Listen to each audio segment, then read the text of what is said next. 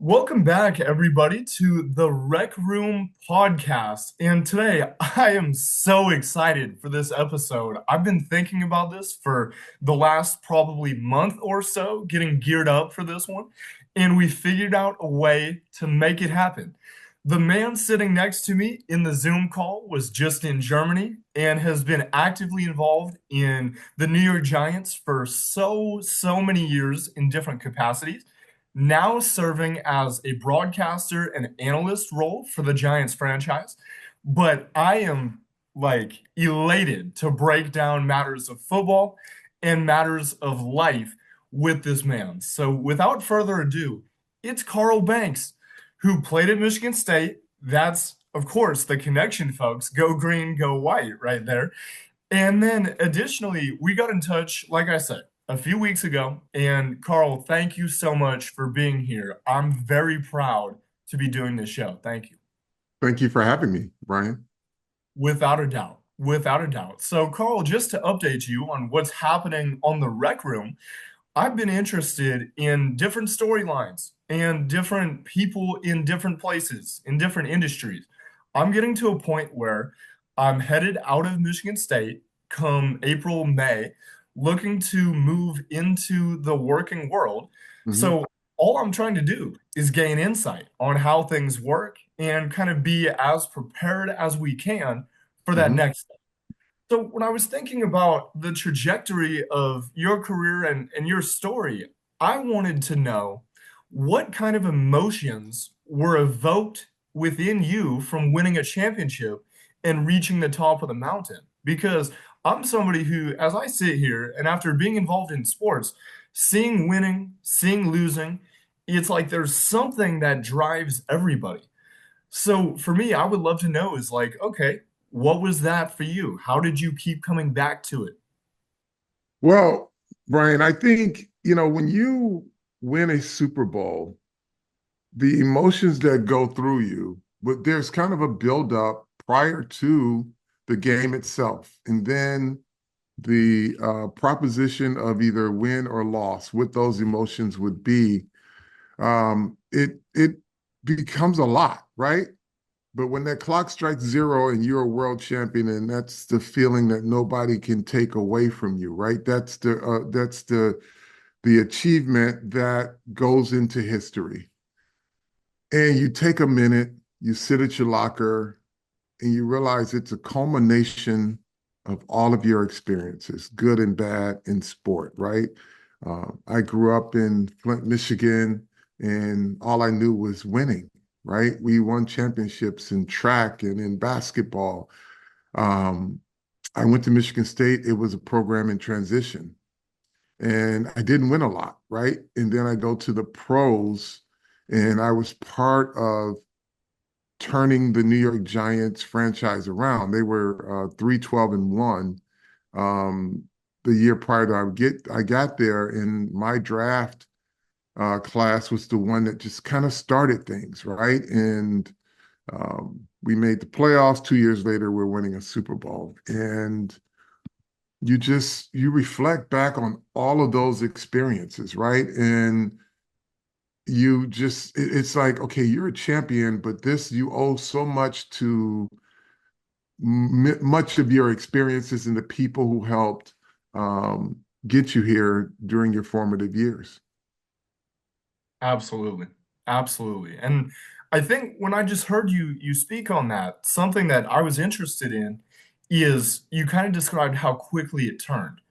Was that something that was hard to catch up in? Like how during those moments were you kind of actively thinking like, "Oh, we have something here. Like we're about to be there."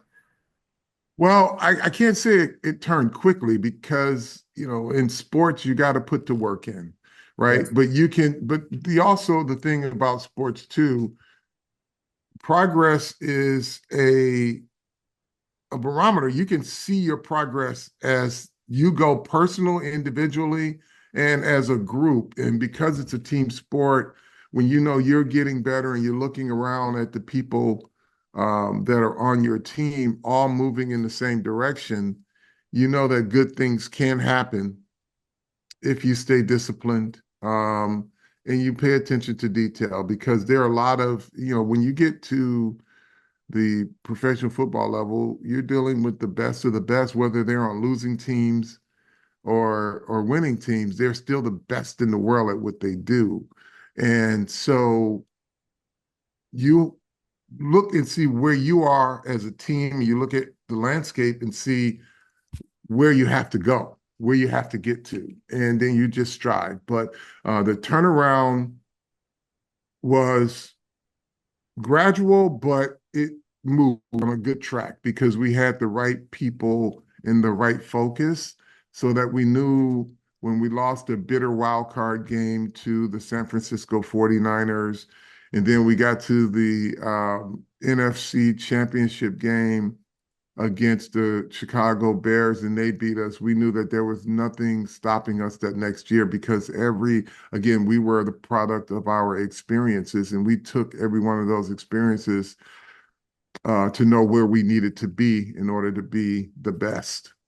Mm, So that is a really cool thing because experiences, like you say, they continue to add to the way that you're perceiving and what you can feed into as you keep moving on in years. What were some of the factors that kept you coming back, that kept you engaged to sustain such a long and distinguished career? Well, again, I was raised a champion. Growing up, like I said, I grew up in Flint, Michigan, and all we knew was winning, right? So during my sports foundation was based on high achievement, right? And never accepting mediocrity. And so when you have been a part of that and you have had great coaches and great teachers of the sport, um, you inherently uh, make that part of who you are. Whether it's on the field or off the field, you want to achieve the best. You want to do what it takes to be the best. And so just getting to that that point of being an NFL champion, yes, it's 100% surprising, right? But when you look at it, again, I always say the product of your experiences, right? You've experienced good coaching, you've experienced heartbreak, um, you've experienced being out of shape and how lousy that feels and how great it feels to get in shape and never wanting to get out of shape. And that's how you sustain. That's consistency, right? When you have the components of what it takes, right? Or you subscribe to a set of principles that are conducive to winning, right? Both in sport and in life. If you subscribe to those, that's your North Star, right? And so you never lose sight of your North Star. You always know where you have to be and what you have to do to get there. And that's the key to success, but consistent success, right? Is just once you've got that foundation built and you know what that construct is for winning, you just constantly renew your subscription. Oh man, I am a big fan of that analogy of the North Star. That was tremendous. Thank you for Mm. sharing that. Were there any moments throughout your career where you began to feel like you didn't want to show up and keep going and be consistent? Were there any hard ones that you found it difficult to get through? Um, no, I can say I've been exasperated. I Sure. have been frustrated. My years at Michigan State were not great the first 3 years prior to George Perlis arriving. It was tough. And it was tough for me because I had some teammates that weren't as committed as I was to trying to win. And I only knew that, right? I only knew winning. So it upset me and frustrated me. And I had trouble accepting, you know, what our place was in the football ecosystem. I wanted to be good. I wanted my team to be good. And it was frustrating, but I never once wanted to quit, but I've always and to this day I still do. It's kind of a gift and a curse. Wonder why others don't want it as much as me or want it as bad as me. But everybody's their own individual, and they get to a place um, that allows them to be great or to be successful on their own terms. But I just, for me, I go at it. I'm aggressively go after the things I want and the things I want to be successful at. Mm, certainly, certainly. And, that's, I think that interests me because you have to be able to aggressively attack. And I Mm. think in conventional wisdom, and you touched on it, the majority of people will be in the mindset of, that's a dangerous place to get to. Like, I'm not sure we can extend ourselves like that because it's not the conservative play. You know, Yeah. So just on that point, yeah, I told you, I mentioned what it felt like to be out of shape yes. and what it felt like to get in shape, right? And it's hard. It's hard once you're complacent and not knowing that there's a next level, and then knowing the next level, it takes sacrifice. You got to literally break through to be at championship level, mentally and physically. Um, and when I say out of shape, it's not in shape, but it's not at peak elite shape, right? And there's a sacrifice, right? You get to be in top shape, and then there's a breakthrough, and that's what separates champions from very good amateurs and very good professionals. But those that are champions know that there's just that next level. When you break through, it's hard to get there, right? But it's harder when you think about not being able to sustain it because of what you had to do to break through it. You want to feel that you want to be at that level all the time. So, and that's a mental and physical thing. When you know that you're capable and that you have done it and what it took to do it, you don't want to fall below that bar. Mm, yes. Yes. Who is another example? And I would love to hear your perspective on this. Who is another example of somebody who you played alongside who embodies this, who is kind of in the vicinity of each and of these parts, of these traits?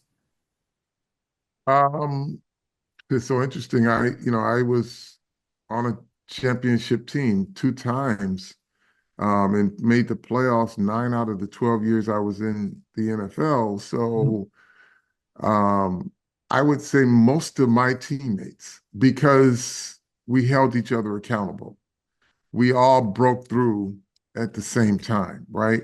And if there was someone that came into our ecosystem via a rookie, right, or via a player who was either traded or acquired through free agency, we set the standard so that we know they knew coming in, this is what the expectation is. We're going to hold you accountable. You're going to hold me accountable. And that's how we're going to continue to be successful. So I think it's the entire group I play with, but I'll tell you the one thing that told me that there is a whole nother level that you can get to is my first practice with the Giants. And Lawrence Taylor, it was the first time I had seen him in person, right? And I'd seen him on TV a lot. He's obviously the greatest defensive player of all time, but he practiced faster than I ever played a football game. And that was just practice. So at that point, when I'm looking at that and I'm this third pick in the draft, first round choice of the Giants, and I'm looking at this, I was like, okay, there is another level. Now, I don't think anybody ever got to his level, but because he was just so gifted, but it just showed you just what a championship level football player is like. That's what the best in the world, that's how those are his work habits, right? So I knew that, you know, if I could match that and get everybody else to get close to that, we were going to be a pretty good team soon. Mm, yes. We touched on it at the beginning of the show, and I think now would be a great time to kind of move to it, is you're still involved with the Giants. I Mhm. was wondering, like, A, for those who don't know out there, what is your connection and role with the franchise today? And I know there's been some news within the organization as of late. What are kind of your thoughts about where they are and during the season? Well, just a note of what I do with the Giants. I am on their broadcast team. I'm the lead color analyst. Play-by-play is Bob Papa. Um, I've been around the team obviously since I played and since I retired. I've been part of the broadcast team for over 20 years now. So I travel with the team. I'm around the team. Get a chance to spend time with coaches because the head coach, we do a coaches show, so we get a chance to talk and chat X's and O's. Get a chance to see players, but my role outside of being a broadcaster for the team is to, provide support when needed. I'm not, I don't spend a lot of time in the team's locker room. But if a player needs to talk to me about something, I'm 100% accessible, right? But I believe that the player's sacred space is the locker room. My time in that space has come and gone, and I don't want to be a part of, infiltrating their lives there. That's their space. But um, I'm in the building every day. And, I often speak to players, not just about football, but sometimes about life, sometimes about business, and life after football. So um, I'm there, and that's kind of what my role has always been. But I'm just a supporter. I'm a fan first. Um, they just made a tough decision to bench Daniel Jones, and then ultimately he asked for his release, and they granted it. And so now it's Tommy DeVito. And when you look at a story of uh, perseverance, he's an undrafted free agent, a New Jersey kid who his first actual action in the NFL, the coaches wouldn't even let him pass the ball. They just wanted him to hand the ball off because it just didn't know. And you look at the progress, the work that he put in to be ready for this moment, should it come. And I'm super proud of him. Gonna miss Daniel Jones. He's a great human. Um, didn't work out, but I think he's going to go somewhere else. New York is not an easy place to play, but he'll Mm, go somewhere else and he'll have success. mm. Certainly, certainly. What I would love to know, and I was enamored by the fact that you mentioned it, is trying to be involved and offer support, but to a certain degree, right? And Mhm. not extending beyond that. How has your perspective of the game changed, and what are some of the ways that the game itself has changed since you were in that locker room day in and day out as a player? Well, the game has evolved, right? It's still blocking, it's tackling, it's passing, it's running, right?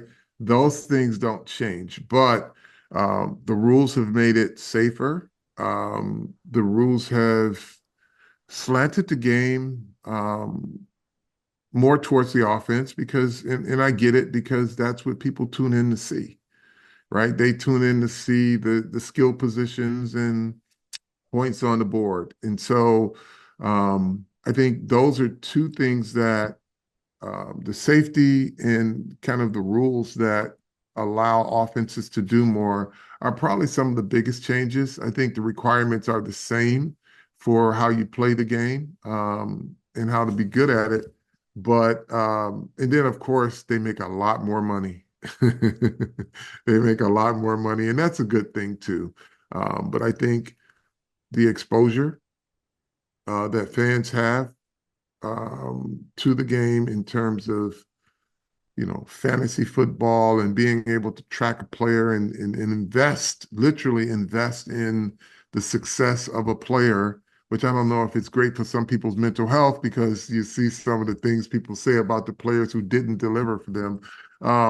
So fandom on one hand is different because you used to just root for a team or the players on a team. And now you root for players, not just on your team, but players that on the team that you built, right, in fantasy. And that has increased the interest and the engagement in the sport. And that's always healthy.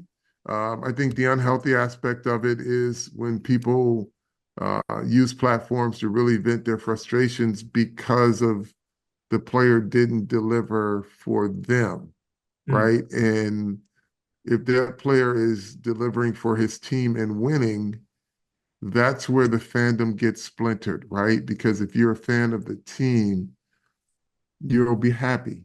But if you're a fan of the player and not of that particular team, and that player didn't score enough or get enough yards, you're losing in your league at that time. And that's just the gift and the curse of fantasy football and the exposure that the NFL is giving, increased exposure that the NFL is giving fans. mm. Yeah, yeah, I like the way you put that. And to me, it definitely feels like I know here it's at Michigan State, it's a big deal. It's fantasy football drafting and Sure. preparing weekly. Hmm. It's I'm hesitant to say pervasive because I think you said it's in a lot of ways a good thing, which I agree. Hmm. But I was wondering, is like did you, because obviously when you were playing social media and technology was not nearly as advanced as it is at this moment, so Hmm. the connectivity was different. But I was wondering if you experienced or saw other teammates, players experience moments where they were, accosted by fans out there of like, hey, you're not doing the right thing. You're not doing everything you could. Well, so social media has given platform and voice to fans, right? And I think it's great. It gets abused. But imagine if you were a player in an era that I played in, when the stands were literally 5 yards off the field, where you can turn around and see a fan right there screaming at you if you didn't do well, or if you're in an opponent's stadium, they're screaming right there at you. That's the real life version of what we see on social media. But I would venture to say that some of the things I hear from people on social media, they would not dare sit 10 feet away, 15 feet away from a bench and say those same things and get away with it. But um, it's the interactions with the fan base, I think, is different. It's more virtual, more electronic. You get accosted online. Um, and there are also things that have been put in place to keep fans from having direct access to athletes, in an adverse way, Mm, right? You can't get that close to players when they leave stadiums now. There was a time where they didn't have those parking lots where there was partition and there was a separate entrance and extra exit for players. You mm, parked among the fans. You just got the first two rows of the parking lot, and the fans got everything else. Um, but that's what makes sports great. There's you don't have sports at this level that we see it in society without fans, right? And you don't have fans without increased exposure. So everybody has a responsibility. Fans have a responsibility um, not to abuse, players unnecessarily, and vice versa because they've been given more and more access, and you get a chance to actually be inside some of these environments that you would never imagine yourself being in via the access that the sports leagues have granted. Mm, yes. Well, Mr. Banks, I want to be conscientious of your time. So that's about all I have for you. But I thank you appreciate so it. much. Thank you for doing Thank, this. Yeah, being willing thank you to. for having me. Absolutely. And And go green. go white, baby. Yeah. Big time one against Purdue in the cold last night. Yes, Love yes, that. absolutely. Yeah, I saw Kirk Cousins was there. Yeah, Yeah. yeah. You know what was cool? But just before we get out of here, one anecdote is this summer. Well, actually, I'll start by saying I'm from Portland, Oregon originally, and Okay. I grew up as a USC football fan. My dad's from LA, so kind of big Okay. to the Southern Cal culture. Mhm. And I started gravitating towards Michigan State when Kirk started playing. The first game Oh, I wow. was the Outback Bowl against Georgia when we won Okay. triple overtime and did all Yeah. that with him. But this summer, though, and I bring that up because seeing him as you did, and as you mentioned last night, this summer he was at a signing event in Novi, so I got to go up and meet him. Oh, So awesome. Awesome. really cool. That's cool. But thank you All for right. everything. And really Thank excited. you. Yeah, stay in touch, and I just appreciate you so much. You got it. Take care.